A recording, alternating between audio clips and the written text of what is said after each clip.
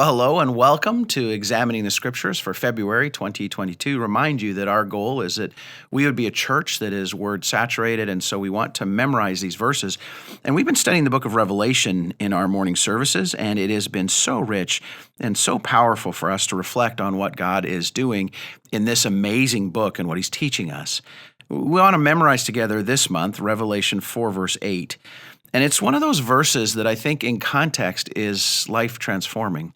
If you'll remember, as we've studied Revelation 2 and 3, we've seen the God of the Bible, Jesus, talking to his churches. He's among his churches, and he's wanting them to be victorious. And I think he is with us and wants us to be victorious as well. And Revelation 4 gives us a picture into the windows of heaven and lets us see what's going on there.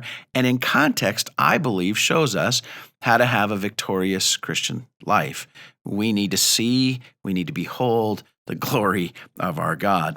In this case, there's four living creatures. They're described in the previous verse, and you can go back there and look at their description. They're angels, probably, given their six wings. They're seraphim. Probably they'd be similar to the ones you see in Isaiah chapter 6.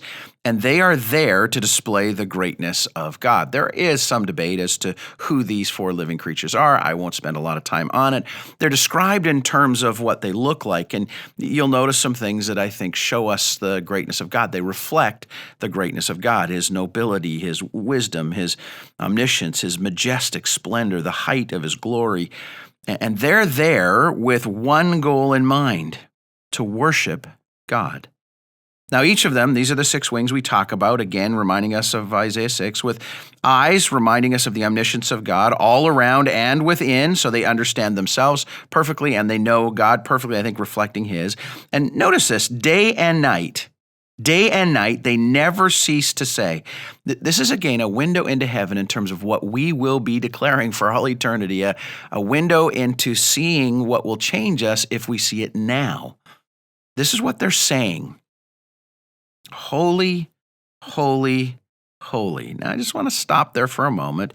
This is exclamation mark on this attribute of holiness. Thrice holy God. What does that mean? Well, it means that this is perhaps the most important, if we can talk that way, which is difficult, the most important attribute of God. What does holiness mean? It means to be set apart, and it means also to be absolutely pure.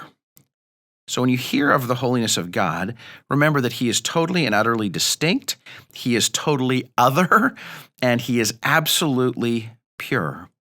And the Bible is telling us that this is something we need to know about God. He is holy, holy, holy. Now, it doesn't stop there. As you'll remember in Isaiah 6, it doesn't stop there either. Is the Lord, the one who is the ruler, God, the one who is overall creator, Almighty, the one who has all power.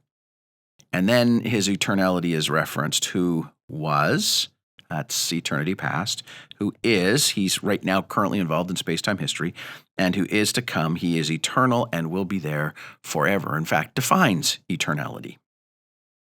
Here's what I want us to reflect on this verse. Do we see the glory of God?